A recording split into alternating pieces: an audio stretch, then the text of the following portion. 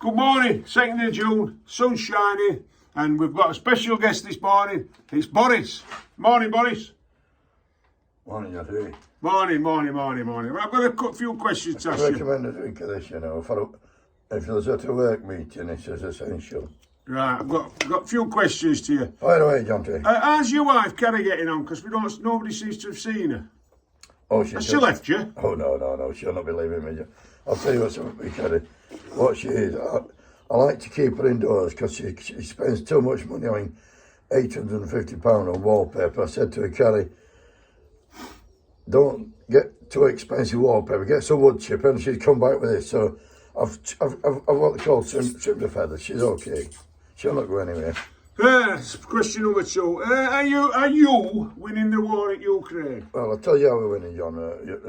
Big fans with Zelensky. You know, what happens, I give him £2 million of taxpayers' money on the proviso he buys arms off of us. Our companies I've got shares in, so I'm all in it. It's win-win. Number 3. What do you feel about being called a liar? Well, you know, it's unproven, John. What happens is, I've got a lot on my mind. Sometimes it doesn't come out as it should, and people twist it and call it like so. No. Apparently, there's 30 MPs asked for a vote of no confidence. What do you feel about that? To be honest, John, I'm disappointed a bit. But the thing is, 30 out of 350 is less than 10%. There's 90 or 92% in favour. So, hey, if you don't like it, you're 30. The door's there. This is from a woman called Carrie. It's a dodgy question. Carrie, that's not my missus, is it? Do you have feelings for Nadine Boris? Well, she certainly has feelings for me. I mean, so a couple of times I had to push her away. It's not my fault. Women do find me attractive. It's just a gift, I suppose. Sometimes it can be a burden. Must be awful too. It's not easy. It's a burden. When I say it's a gift, it's a burden. Right. How do you feel Brexit's going? Well, it's going so at the moment, John. It couldn't be going any better. But like we said, when we didn't put it on the side of bus, but it will take 50 years before we start reaping the benefits of Brexit. So only another 45 to go, basically. Have you moved on from Partygate? A lot of people's asking this. Yeah. Well, you know what, Partygate. They called it a party.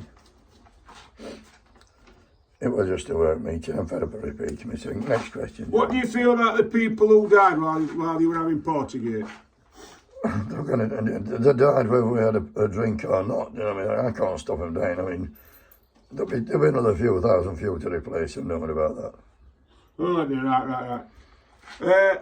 We've got on here. What's your views on the rise of fuel and energy costs?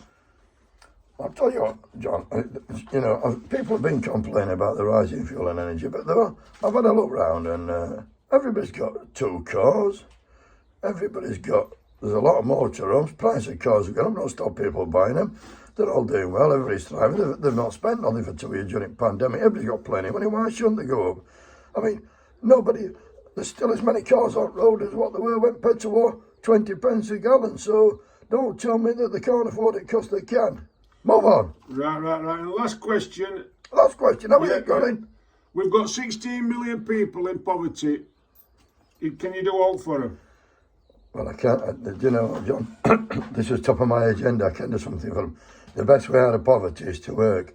I mean, you'll see, there's a lot of MPs, you'll see people that complain they've got 2 jobs, but the MPs, they get a decent salary, 85 grand, something like that.